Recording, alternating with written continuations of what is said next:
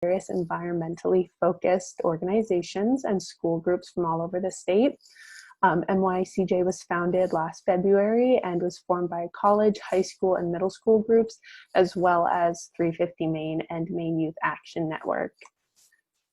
And Maine Youth Climate Strikes is the Maine chapter of U.S. Youth Climate Strikes, and we have hubs in areas including Portland, Androscoggin County, Bangor, Franklin County, Norway, Washington County, Bethel, some coastal down east regions, and York County as well. So now I'm going to introduce all the people that will be speaking today.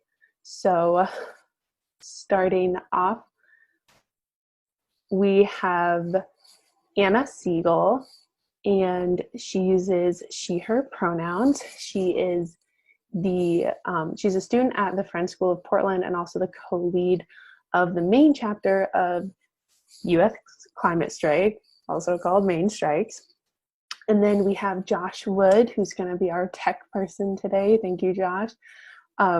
He uses he, him pronouns. He's a local organizer with Maine Youth Climate Strikes as well. He's a 15-year-old sophomore who's passionate about making these movements more intersectional and highlighting voices most affected by the climate crisis.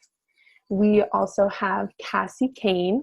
She uses she, her pronouns, and she is 350 Maine's Youth Engagement Coordinator. Through this role, she supports Maine Youth for Climate Justice and Maine Youth Climate Strikes.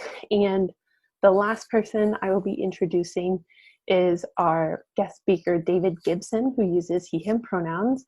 And David serves on the executive committee for Sierra Club Maine. His day job is at Revision Energy, where he designs solar and heat pump systems for homes and businesses. David has more than a decade of experience leading successful community-based efficiency and clean energy programs, including the development of energy efficiency curriculum for middle and high school students. He lives excuse me, in a post and beams farmhouse built in 1828 that he and his wife has transitioned entirely off of fossil fuels. David has done analysis of the Maine Public Employee Retirement System, Maine PERS, specifically looking at their fossil fuel investments and how those funds could be repurposed to help Maine's transition into clean energy. So David is going to give a presentation on these investments and divestment from fossil fuels. And during this presentation, we encourage everybody to ask questions in the chat, not the Q&A. It's just easier to scroll through them in the chat. So anyone can type in a question to either just all of the panelists or all of the panelists and other attendees who will be able to see your question. So David, take it away. Awesome. Thank you, Emma. Good afternoon, everyone, and thank you for joining us today. I don't have any particular expertise in divestment except a personal passion for it, and so I'm going to try to share what knowledge I've gleaned over the past few years. And so we'll be talking specifically about the Maine Public Employee Retirement System and how we can divest that from fossil fuels. And thank you, Emma, for the great introduction. I did want to share a video. I'll put it in the chat. We transitioned our house in Reno, Nevada before I moved back to Maine and sold it. We transitioned it to 100% renewable energy, and I made a video working with a local videographer showing how we made that transition happen and steps that anyone can take in their own homes. And so that's available on my website at poweredbysunshine.org. And I highly recommend you checking that out if you are not familiar with efficiency and clean energy and what can be done at a home level. And I have over a decade of experience leading efficiency and clean energy programs. And hands down, the biggest barrier that I've seen is the upfront cost of projects. It doesn't matter whether it's for a home or a business. We know that energy efficiency and clean energy projects will pay for themselves, usually within 5 to 10 or even 15 years. but you can only collect those savings if you can afford the upfront costs. And so that is a huge need in our communities across Maine and around the country.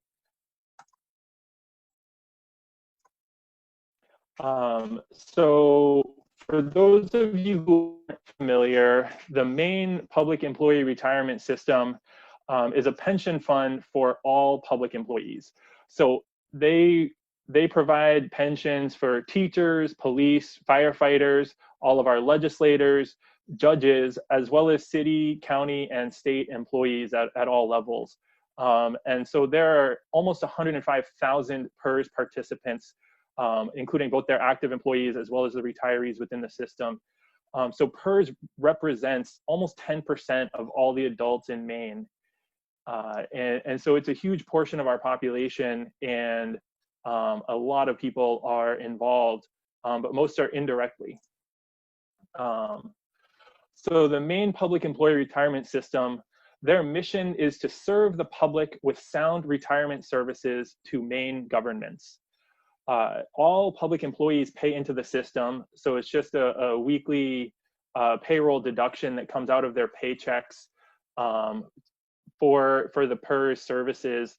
And then when they retire, PERS provides health insurance, life insurance, and defined benefits, or a pension, throughout their retirement. And the Public Employee Retirement System manages an investment portfolio of a little over $15 billion. And of that, from my research and my analysis, a little over $1 billion of that is invested in fossil fuels. And so that's the portion that we're primarily going to talk about today. And so for those of you who aren't familiar with the term divestment, it simply means the act of selling off investments. However, it's been used as a tactic encouraging socially responsible investing since the 1970s. In the 70s, during apartheid, there was a big divestment movement trying to cut off funding to South Africa to help end apartheid. And then in the 80s, divestment was used to stop funding for nuclear power and for tobacco. And more recently, it's been used to stop investments in fossil fuels. And that's kind of the general term divestment often is used referring to fossil fuels today. It's become much more common. And fossil fuel divestment is one of many strategies to address climate change. And I'm not going to talk a whole lot about climate change today, because that requires a whole different webinar. But hopefully you're all familiar with climate change and the impacts that it's having in Maine and around the world. Bill McKibben and 350.org really kicked off fossil fuel divestment about 10 years ago, and have had some big efforts nationwide to divest from fossil fuel companies. And that has led to, the last I checked, over $7 trillion in global assets being divested from fossil fuels, including a lot of churches, including the Rockefeller Foundation, and most recently, BlackRock, which is one of the largest investment companies in the world, has committed to reviewing their portfolio with the intent to divest from certain fossil fuels. And their statement was a little unclear on exactly what that will entail, but hopefully they move in that direction. So the goal of the fossil fuel divestment movement, is to cut funding for coal, oil, and natural gas, the fossil fuels that are used every day around the country and around the world, and to prevent new projects from being built. And this tactic is in addition to protests and rallies and all the activism that we use to try to stop the Dakota Access Pipeline or the Keystone XL pipeline or all those types of things. And the science has shown that really 70 to 80% or possibly more of the fossil fuel resources that have been discovered can't be used. We have a carbon budget globally, and in order to stay within that carbon budget and prevent runaway climate change, most of these fossil fuel resources have to stay in the ground. And that's kind of created a carbon bubble where fossil fuel companies are valued in many cases based on the reserves that they have in the ground, the amount of oil or coal that they've established and that they own and have the rights to. And because they're claiming all of their reserves, the companies are significantly overvalued. If they have to leave 80% of it in the ground, they're only worth 20% as much as they say. And so there's been just this tremendous bubble, and it looks kind of like it's bursting right now. You've probably seen headlines in the last week that the price of oil went negative, where oil producers had to pay to get rid of the oil that they had pumped out of the ground, which could be good in terms of stopping fossil fuel investments, but also could be really bad because in the past that things like that have been used to file for bankruptcy and basically cut off health plans for retirees and cut off pension funds and cut all of those different things. And in some cases, even to cut off funding for environmental responsibilities that those companies had. So it's not necessarily a good thing to have oil prices crashing, and we'll probably see dozens or hundreds of fossil fuel companies file for bankruptcy over the next months or the next couple of years. So I'm going to talk about a few specific types of fossil fuels. The Canadian tar sands oil, if you're not familiar with it, is really the dirtiest oil on Earth. They burn an immense amount of natural gas to get the oil out of the ground. The estimates that I've seen say that it takes about twice as much energy, 2 to 3 times more energy to extract the oil than the oil has in the end. And the tar sands are all underneath the boreal forests in Canada. And often the boreal forests are considered the second lung of the earth, with the Amazon rainforest considered one lung and the boreal forests considered the second lung. And they've clear cut hundreds of thousands of acres of land to access the oil underneath. And you can see this giant pit mine. This is one of a couple of ways that they extract tar sands oil. So the background on this slide is a big tar sands mine. The other way that they extract the oil is they'll pump hot water underground and use that to dissolve the oil and bitumen out of the sands, and then it bubbles up and they're able to pull out the oil from that. And it takes about two tons of the oil sands to produce 1 barrel of oil, which is 1/8 of a ton. So 15/16 of the material that they pull out is waste. And because they pump in so much hot water to be able to extract the oil, all that water becomes toxic, and they have huge, massive pools of toxic sludge. And there's videos of geese and ducks trying to land in that, and they get poisoned and killed. And it also poisons the local rivers. And it's also important to acknowledge that this is all Indigenous land that has been stolen from the Canadian Indigenous peoples, and now it's been turned into a toxic wasteland. And I highly recommend the video Whitewater Black Gold as a resource. I think it's about an hour long, and it's a documentary looking at the tar sands and the impacts that it's having on the rivers and the water in Canada, in Alberta.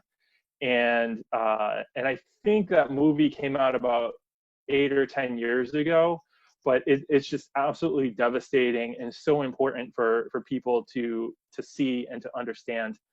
And from the numbers that I came up with, the companies that Maine PERS has invested in, they have over $54 million invested in companies that are extracting Canadian tar sands. So this is something that they have massive investments in, and that includes ExxonMobil and Chevron and a number of other companies that PERS has invested in. So it's probably far more than that, because it can be really deceptive. It's hard to track down exactly what different companies are doing, but they absolutely have investments in this. The other thing that's worth noting, particularly right now with the price of oil, to my understanding, in order for the Canadian tar sands to be profitable, oil has to be selling at least $50 or $60 a barrel. And so it's something that at this point in time is completely unprofitable. And so that may dry up funding for the Canadian tar sands, but there's just so much momentum in it that it's going to be hard to stop. You can't just pull the plug on it. But every $1 million that's divested from it is a little bit less that they can do. And in this picture, if you can see these 3 little dots here, this is a road, and those are 3 dump trucks that are going to the mine to collect it and then taking it to another place where they're extracting the oil out of the tar sands. And each of those dump trucks, in the tar sands, they use the biggest dump trucks in the world. Each one holds 400 tons of material, or 800,000 pounds of material. And each one of those dump trucks is as big as a house. It's 30 feet wide, 50 feet long, and about 25 feet high. So that's like a 1,500 square foot house, each one of those little dots, to just give you an idea of the scale of it and the scale of what they're doing. So I also wanted to talk about hydraulic fracturing, or fracking. Fracking is used in many places around the US where there's shale deposits, and it's used both to extract oil and natural gas from the shale. And so this includes areas in Texas, a lot in North Dakota, as well as in Pennsylvania and Oklahoma and many other states, Colorado, and I've attended several events protesting. A lot of this is done on public lands, and the Bureau of Land Management will leave our public lands to these companies for pennies on the dollar. It's incredible how little the companies will pay to be able to do that. And so I've protested a few of the BLM lease events at different times. And so what they'll do is they'll drill down into the ground, and then they'll use a tactic called horizontal drilling. Once they get into the right layer of rock, they'll drill horizontally across through it. And they send a fracking liquid, which is a mixture of water and sand and proprietary chemicals, and they push those underground and force the rocks to break, the hydraulic fracturing, forcing the rocks to break. And then that releases the gas or the oil that's tied up in the shale. And that's part of why they include the sand and mixtures of different little plastic beads and things, because those hold the cracks open and allow the fossil fuels to flow out. And fracking uses an unbelievable amount of water. You can see at the top of the image, 200 trucks of water for each well, so 200 tanker truckloads of water. And once they've fractured the well, most of that comes back out as wastewater and then has to be injected. It doesn't have to be, but they inject it in the ground somewhere else. And so there's millions or even billions of gallons of water that are used in the fracking industry every year. And all of that becomes totally toxic, and we're poisoning that water regardless of where it ends up. And so there's a lot of different aspects to fracking, but that's kind of an overview of how it works. And there's a lot of problems with hydraulic fracturing. So the proprietary chemicals and the methane that they're fracking for often contaminates drinking water. If you've seen the video Gasland, they have some clips in there where people in Oklahoma can light their tap water on fire because there's so much methane that is leaked into their wells and leaked into their water from nearby fracking. In 2005, under President George W. Bush, Vice President Dick Cheney helped to pass a law that's known as the Halliburton loophole, and that exempted fracking from the Clean Drinking Water Act. So these companies can't even be held responsible under our federal EPA regulations they can't even be held responsible for the drinking water that they poison. Another issue with hydraulic fracturing is a blowout, and that's where the well starts leaking uncontrollably and can't be contained. And so natural gas is essentially methane. And so if a natural gas well has a blowout, that's leaking methane into the atmosphere. And as many of you are probably familiar, methane is a much more potent greenhouse gas than carbon dioxide. Depending on what length of time you're looking at, it's 20 to 80 times worse than CO2 as a greenhouse gas. So having a well blowout leak thousands or millions of gallons of methane into the atmosphere is really, really bad.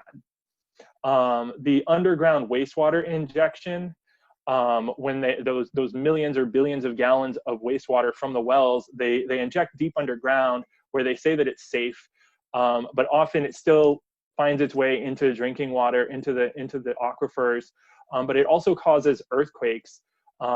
Oklahoma City is in the middle of the US, in the middle of a tectonic plate, and they had essentially never had an earthquake except for some really minor ones prior to the birth of the fracking industry. And now Oklahoma City is well known for the earthquakes that they have, and it's all due to fracking. And many other places in Colorado and Texas where they do this, it literally creates earthquakes. And if you think about it, the shale that might be a few thousand feet underground, but it's the foundation of the ground that we stand on. If you're breaking that apart and then injecting things into it, it's going to affect the ground above it. And so that's another terrible side effect of this industry. There's also lots and lots of information online about well explosions, accidents, and worker deaths. It's a very dangerous industry, and causes lots of issues for the local people and anyone living nearby. And so that's as deep as I'll go into hydraulic fracturing for now. But again, there's a lot more information, and I highly recommend watching the movie Gasland that talks all about that. So then once the oil or natural gas is pumped out of the ground, they have to get it to refineries, they have to get it to the end users. And so they've built pipeline networks all across the country. And every pipeline leaks.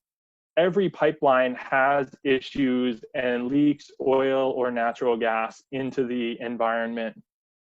This image I found on the Center for Biological Diversity's website. It's actually a screenshot from a video that they have. And this is just from 1986 to 2013. And fracking really took off after 2010, after the Halliburton loophole was passed, and after changes in regulations that allowed for exporting oil out of the country, and various industry changes, the invention of horizontal drilling at depth and different things allowed fracking to really take off after 2010. And so this is just showing from 1986 to 2013. But all of these dots, the red dots are deaths, the yellow dots are injuries, and then black is mostly oil, and then blue is natural gas. And these are pipeline leaks. And so in this 27-year period, they identified almost 8,000 incidents, 512 fatalities, 2,300 injuries, and over $6 billion in property damage due to the oil and gas industry and pipeline leaks. And it's incredible when they're trying to build a pipeline, the industry will say that it's safe and that pipelines don't leak.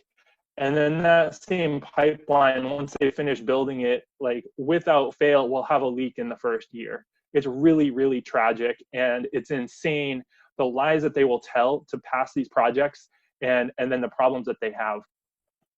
And often those leaks affect the water supply. I mean, we all live in a watershed. Every stream flows into a river, and all those rivers flow either into the ocean or into an inland lake. And whenever there's a pipeline leak, that ends up getting into a water supply somewhere. Rarely can they contain the leak or fully remove all of the material that's been affected. And then if they're not using a pipeline, they'll ship the oil on trains. And I don't have a slide on oil trains, but you've probably all heard of the bomb trains and the massive explosion in Canada just across the border from Maine that killed dozens of people in a town in Canada when a train carrying oil from the tar sands exploded in the middle of the night in a town. What was that? Lac-Mégantic, Canada. And so every aspect of this industry is terrible for the people.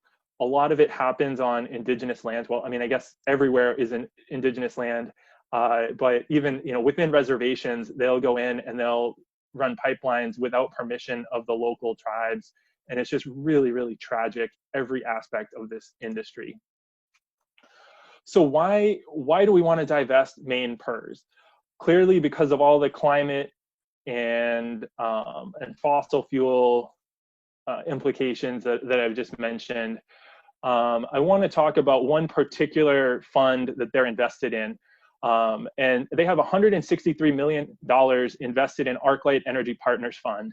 And I should say that all of the numbers I have in here are as of December 31st, which is the latest numbers that PERS has on their website. And sadly, I think they've probably lost several $100 million in the last 4 months with the decline in the market due to coronavirus, as well as with oil prices dropping in the last few weeks. So this ArcLight Energy Partners Fund invests in dozens of different oil and gas companies. They also have small holdings. I think they have one investment in wind and a couple investments in hydropower in New England for like 95%. And I don't know the dollar values of their investments, but by number of companies, 95% of them are fossil fuel companies. They're invested in fracking. They're investing in offshore oil in the Gulf of Mexico, as well as in the North Sea. They've invested in Patriot Coal, which is a coal company that's filed for bankruptcy multiple times in order to escape paying healthcare for their retirees, and in order to escape paying pensions, and in order to escape the environmental impacts that they owed money for. ArcLight Energy Partners is invested in pipelines and refineries, coal and gas power plants, as well as oil peaker plants. And the oil peaker plants are the dirtiest electricity that is produced. They're only used during times when the electric market really peaks and additional power is needed, because they're so expensive and so dirty to run. And their investments range from Texas, New Mexico, fracking in Appalachia, and coal in Appalachia, Louisiana, Scotland, Oklahoma, California, Florida, and Spain. I mean, so this is all money leaving our state and going to fossil fuel investments in other states and other countries. And it's really tragic to me how much money is leaving our state economy that could be staying here and could be investing in projects here in Maine. And so this is a screenshot from the ArcLight Energy Partners website. And one of their holdings is AL Chief Power. And AL Chief Power owns interest in 2 coal power plants in Pennsylvania. One of them is the Conemaugh Generation Facility. So when I Googled Conemaugh Generating Facility, I learned that they were found responsible in 2011 for more than 8,000 violations of the Clean Water Act, and fined millions of dollars to pay for those violations of the Clean Water Act, because they were discharging wastewater directly into the Conemaugh River. Why would any sane person want to invest in this? Why would the public employee retirement system want to invest in this? Why would any of our public employees across the state want to invest in this? Not only is it polluting the water nearby, we know that coal power plants, the air pollution flows across the country and ends up in Maine, and it lands in Maine as acid rain. The reason that fish in Maine are toxic and we can't eat a lot of the fish is because of mercury poison, and all of that mercury came from coal power plants. This is not something that Maine should be investing in, and it's really tragic to see the millions of dollars that are being invested in these projects that many of us are actively trying to shut down. And so Fossil fuels are a very risky investment. As we're seeing right now, they're losing more than anything else in the stock market. All of these funds, all of these investments are leaving the Maine economy. And we've seen in recent months and recent years that clean energy investments can provide better returns. And Cassie has put together a great information on divestment and additional information, and has some links to articles and more info about clean energy versus fossil fuels and the investment returns that you can see. Many other cities and states are divesting. The public employee retirement systems in New York City, Washington, D.C., and San Francisco have all divested from fossil fuels. And the California public employee retirement system has fully divested from coal. There are over 200 major companies that have committed to 100% renewable energy. So the industry is moving this direction. And these are companies like Walmart and Apple and Google that have committed to 100% renewable energy. And I highly recommend going to the re100.org to learn about those companies and the commitments that they've made to 100% clean energy. And if everything is moving that direction, why would we want to be left holding on to millions of dollars or $1 billion in fossil fuel investments for the public employee retirement system? It just doesn't make any sense.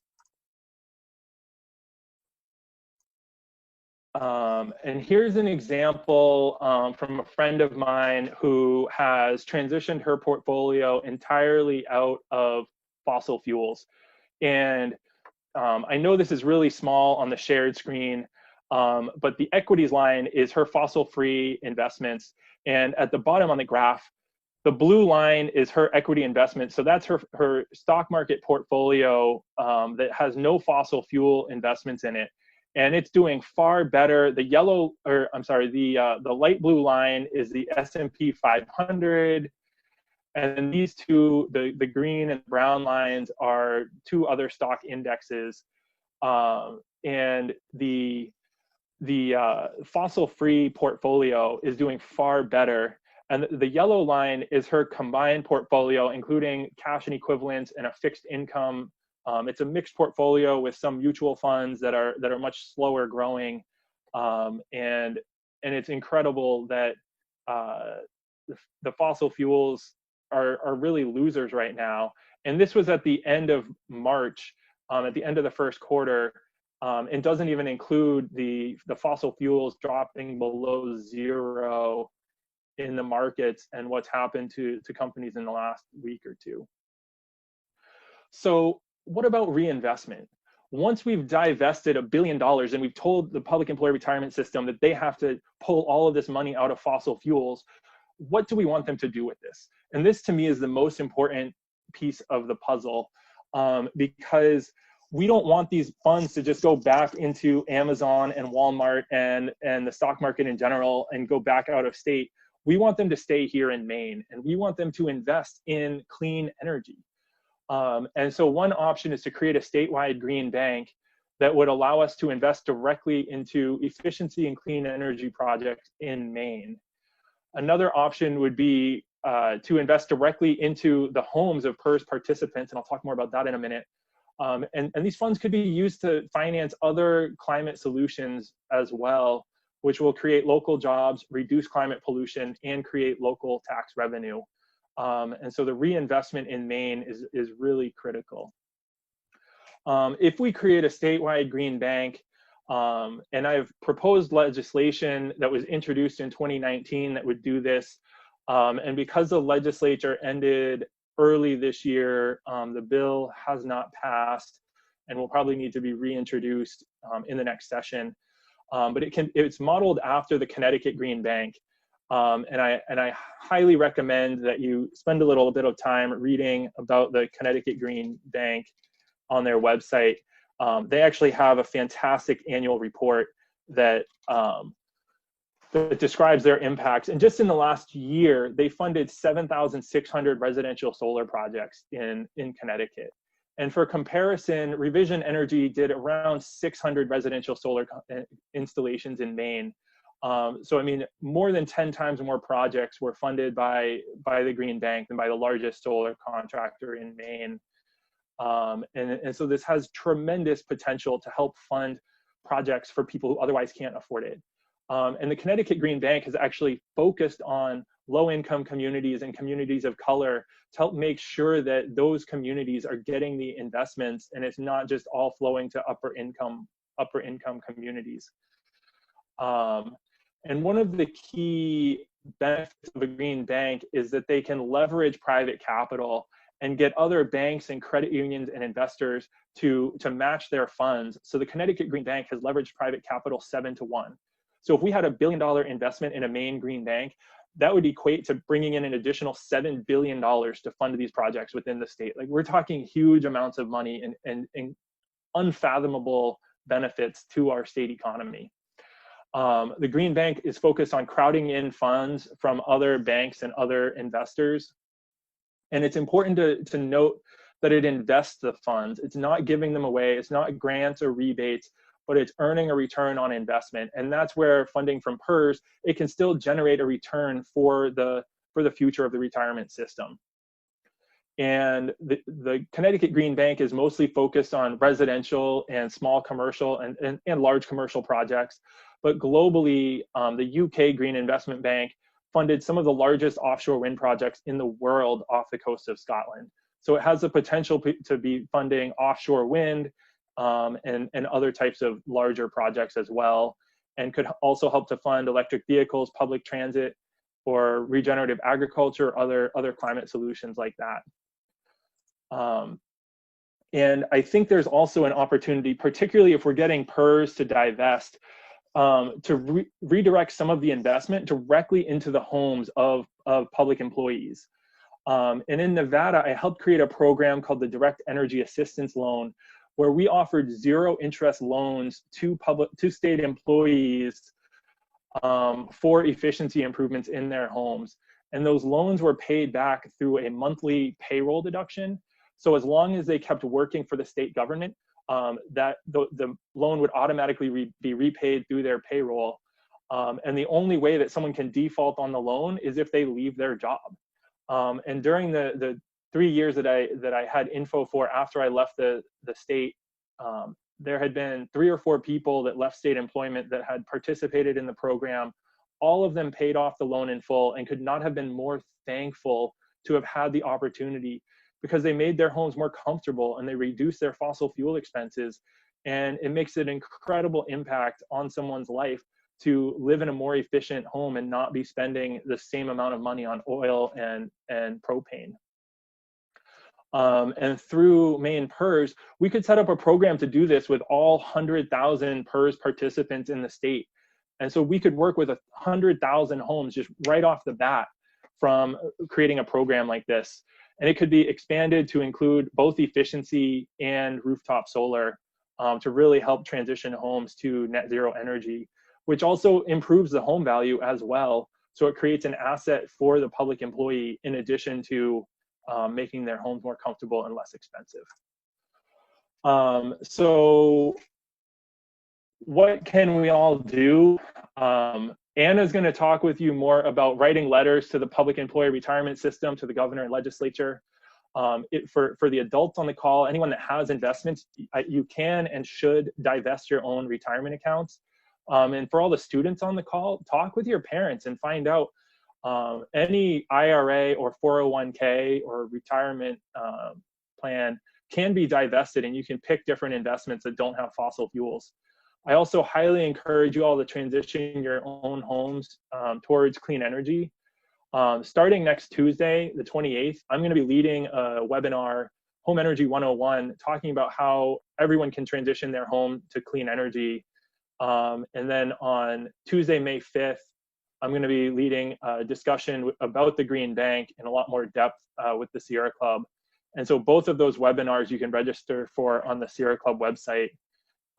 And with that, I'll hand it back to Emma and let Anna and Cassie talk some more. So thanks everyone. And I'll be here for a while, so I'll take questions at the end. Great, thank you so much, David. So yes, we're going to have Cassie and Anna talk about this divestment toolkit really quickly. And I am putting this in the chat right now, so everyone should be able to go see that link and open it if they would like. But Cassie will also be sharing her screen, I believe. So I will have Cassie go over this, and then in just a few minutes, we'll go over the questions for all of it. So again, if you have questions about this toolkit, you can put them in the chat as well, and we'll go over them all in just a few minutes. Thanks, Emma, and thanks, David, for the great presentation. So the toolkit that David and Emma have referenced and that it's in the chat now exists so that folks who want to take part in the letter writing campaign or just learn more about divestment and Maine PERS and the Stop the Money Pipeline coalition and campaigns have resources all in one place. So the toolkit goes over how divestment also plays a role in the youth climate movement and includes background on Maine PERS, a history of the fossil fuel divestment campaign that targeted Maine PERS from 2013 to 2015 already, and resources about Maine PERS investments and investment policies. And at the end, it has instructions on how you can write a letter to Maine PERS leaders and then also Governor Mills. It also includes letter templates for asking Maine PERS to divest, letter recipients' addresses and email addresses so you don't have to look them up, and arguments and resources that you can reference in your letter, and most importantly, a form to record where your letters go so that we, the organizers, can figure out the metrics behind this campaign and how to move forward. So you can jump around the sections of the toolkit that feel most relevant to you, and I'll just share my screen really quickly to show you what I'm talking about.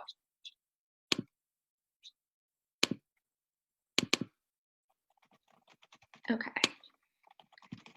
So this is the divestment toolkit that Maine Youth Climate Strikes and Maine Youth for Climate Justice put together. So at the top, you can see all of our contact information, including Maine Strikes contact information and social media handles, and Maine Youth for Climate Justice if you want to get involved in this campaign in the future. And then at the top, you can start just reading about divestment if you want to learn more about the movement and its history. And then you can also jump to information on Maine PERS by clicking here, and it will bring you down lower into the doc about just information about Maine PERS, and then a history of the Maine PERS fossil fuel divestment movement from Karen Mary's daughter, who is very involved in it when it began in 2013 and 2014. And then if you continue scrolling or go back up to the top and click on the next link, you will eventually get to a section that details the next steps for the letter writing campaign, including instructions, letter formatting and outline tips. The template is down here with red font, so that will help you figure out where you can add your own argument and stuff like that. And then the form, most important part, other than the letter, is here. And then just there's some more argument and resources included in here. And I think a really important resource is a document that David put together that goes over all the fossil fuel investments Maine PERS has if you're looking for a really detailed breakdown of all their holdings. So that should be this link right here. And it brings you to a PDF with highlighted cells that shows all of Maine PERS's fossil fuel divestment or fossil fuel investments. Yeah, so with that, Anna, I don't know if you want to start going over more specifics about the letter writing campaign. Yeah, so how we formatted these 3 days of Earth Day action is that each day has a specific ask. So the first day, we asked that people sign on to an open letter to the Maine Climate Council, which you can still sign on to. We want people to continue to do so. And the second day, our ask is for people to write letters to the Maine PERS executive board and our governor. So as Cassie said, there is that toolkit. In that toolkit, all these materials, including a recording, the slideshow that David put together, and the toolkit will be sent out to all the registrants for this webinar, and a recording will later be on the website, will later be on the Maine Youth for Climate Justice Facebook page. So people who ask about materials in the chat, this will all be out there very soon. So we encourage everyone to take a part in this letter writing campaign. It is very simple. We have all the materials to get you started. And then if everyone, and you can also do emails, if everyone on this wrote 2 letters or 2 emails, they get over 100. So that's amazing. So imagine if we just did it.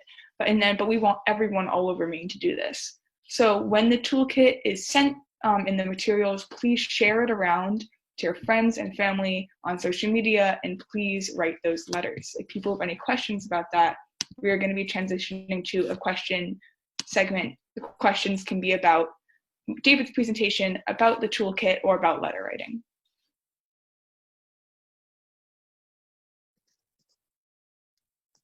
Thanks, Anna. So yeah, now we'll go into some questions. There's a lot of great ones in the chat, so I'm gonna skip around, try and get as many as possible.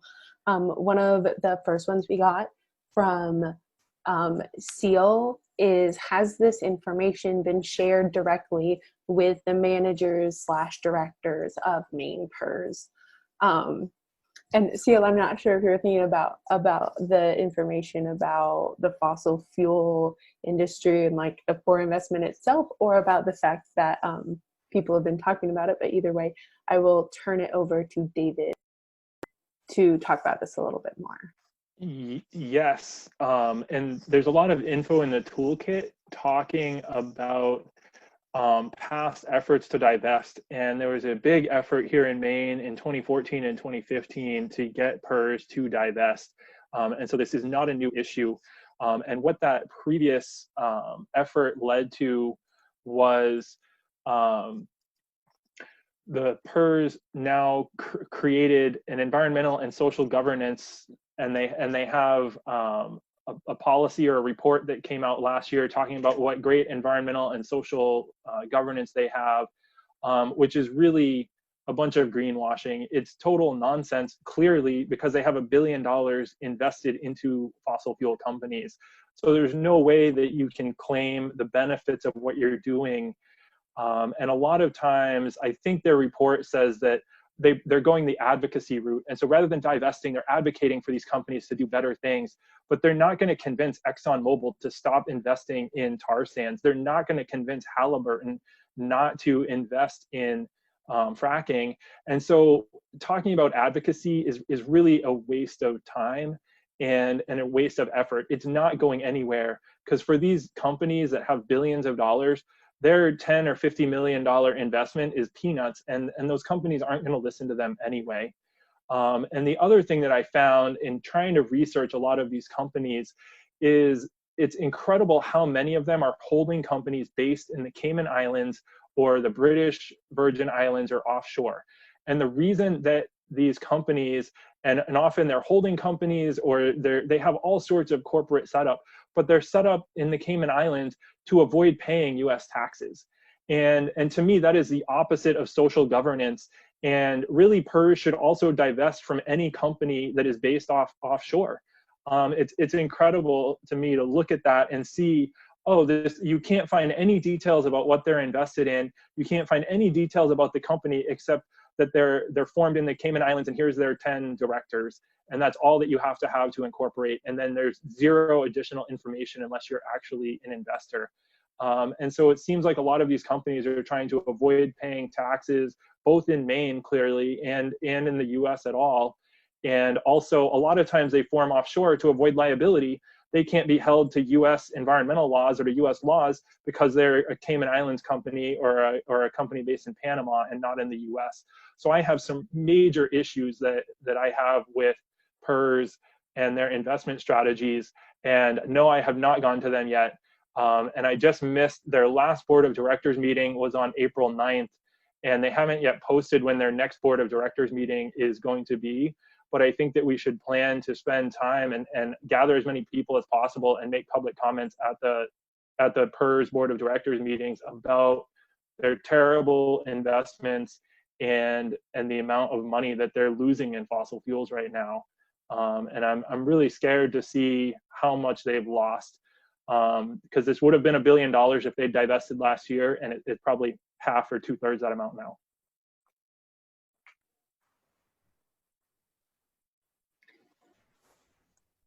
Thank you. There's another question in here that I hope you don't mind, David, if I steal it from you, because it's about the Green New Deal. Someone asked, do you think that we can use the COVID-19 crisis and the dropping oil prices as a push for the Green New Deal and a just transition?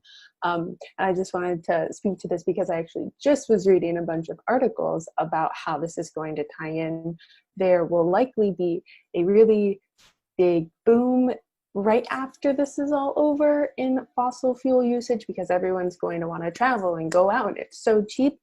But on the long run, on a social level, it might be quite beneficial for the environmental movement, because COVID-19 has taught people, and there have been a lot of studies about this, of people are starting to trust scientists and experts more about the things that they are saying in their field, as we've seen that has been necessary during this COVID crisis, and also that there are ways that we can transition into new lifestyles, even if obviously it won't be a lockdown like this, but people will start and have started respecting those other viewpoints more than just their politicians or what they're seeing from other sources. So I think that a push for those changes will be easier now, and it seems like that's what the studies have said as well. So some more questions.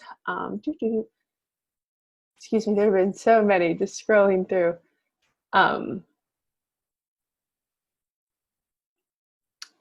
One really good one that, David, you might want to take is, what is the metric of the divestment that we are advocating for?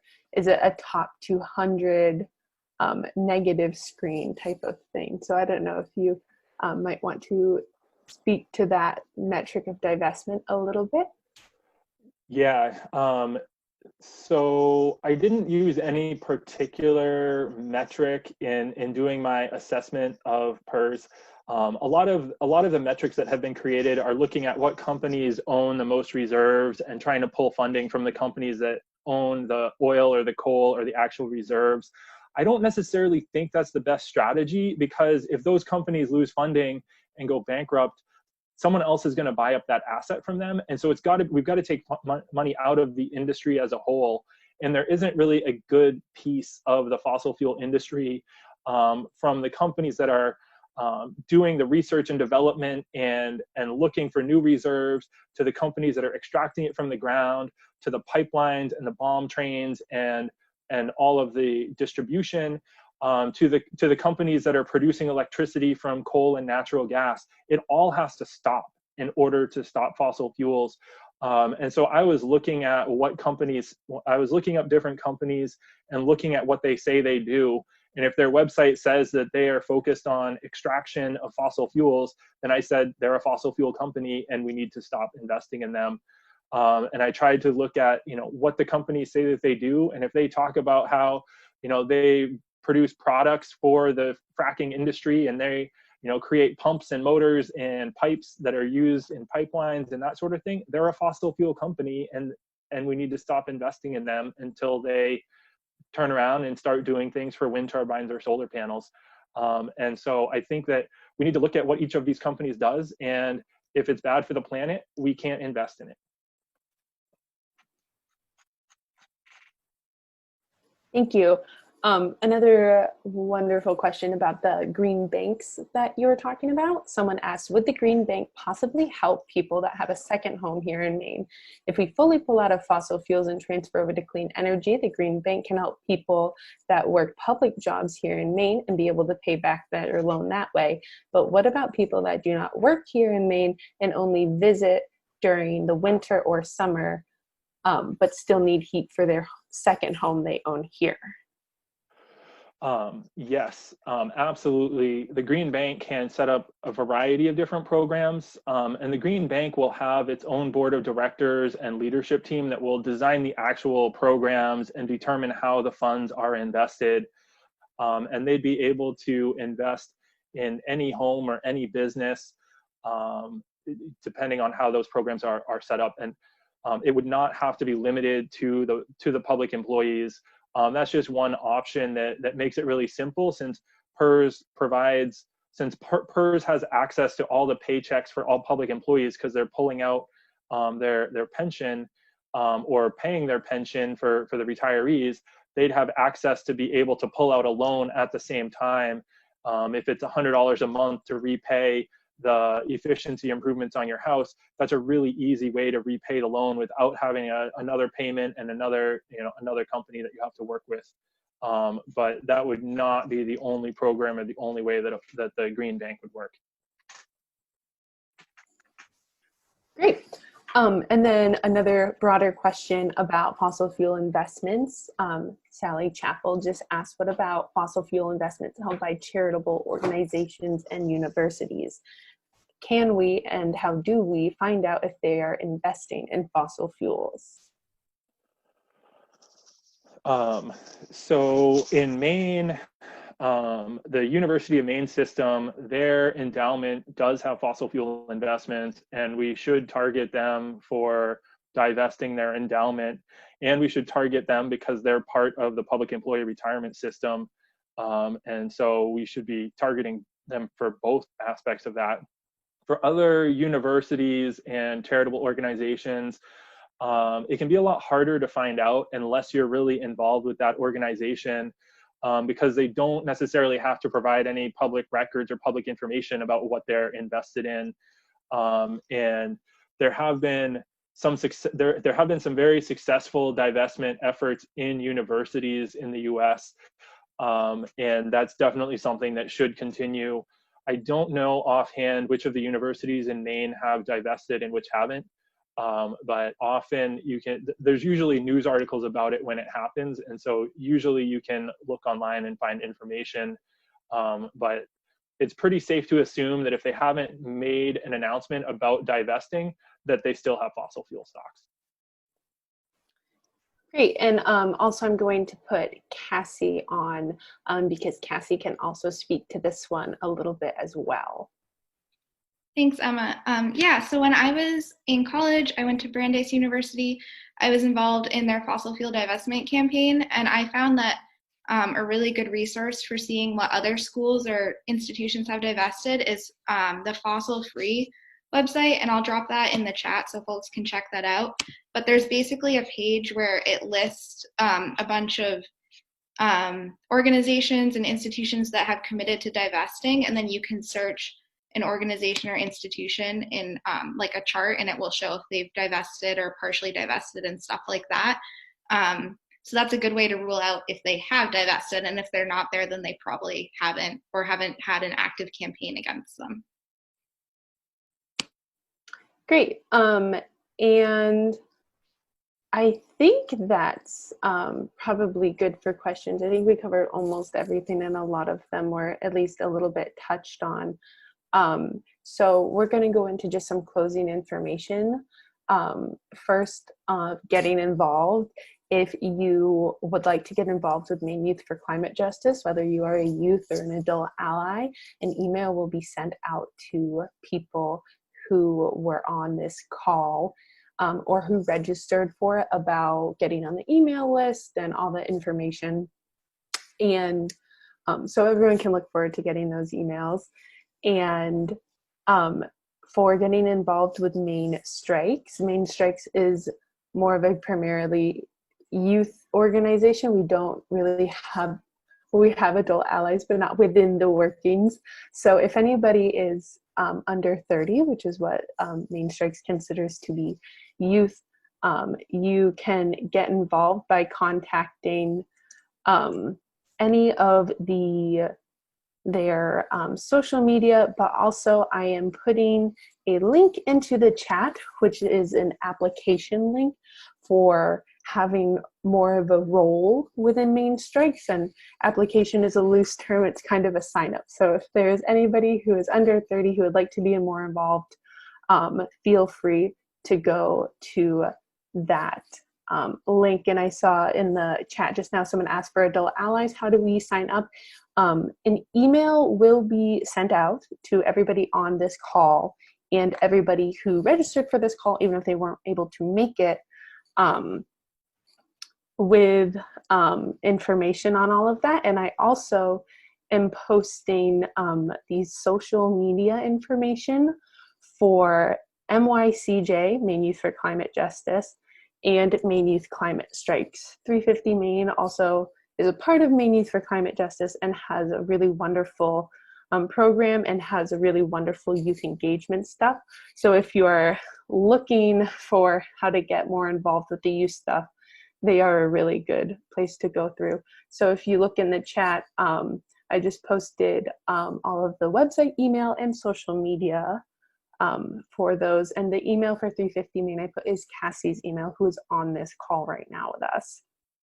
So you can look forward to getting an email, but also there's a bunch of information you can copy and paste and save that to follow and reach out.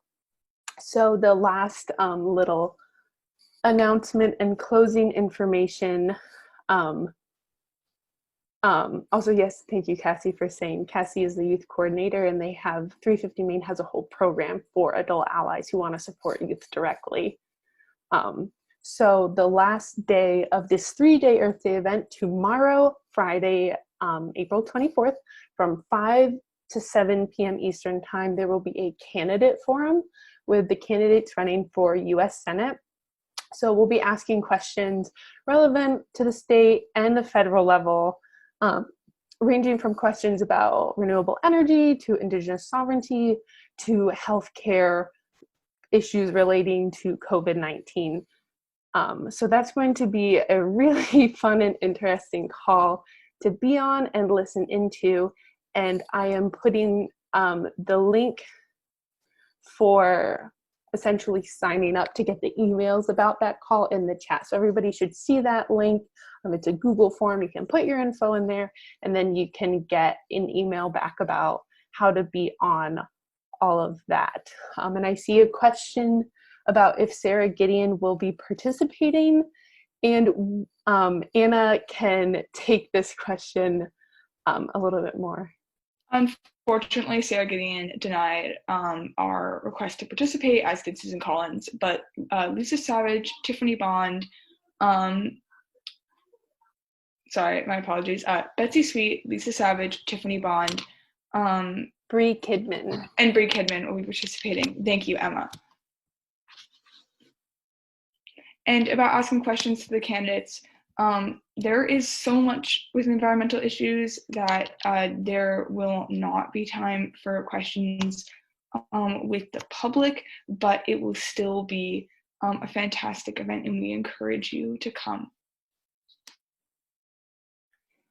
Yes, so people will not be able to put their own questions in, but there have been lots and lots of brainstorms and lots of questions will be asked to all of them. So hopefully any questions that you have will be covered. And I see in the chat also maybe a follow-up would be an option in a few weeks of a town hall for questions. So hopefully we'll be able to hear from everybody. So hopefully everybody can go to the Google form that's in there and get ready for tomorrow and log in, because it should be very, very interesting. And I think absolutely everybody who zoomed in today, I don't believe that we have anything left to cover on our agenda. If any of the panelists have any last minute announcements or tidbits they want to say, feel free to do that now. If not, then I think we can end this webinar. So thank you everybody for coming. Thank you for all the kind words and the questions. It was really wonderful, and we hope to see you tomorrow.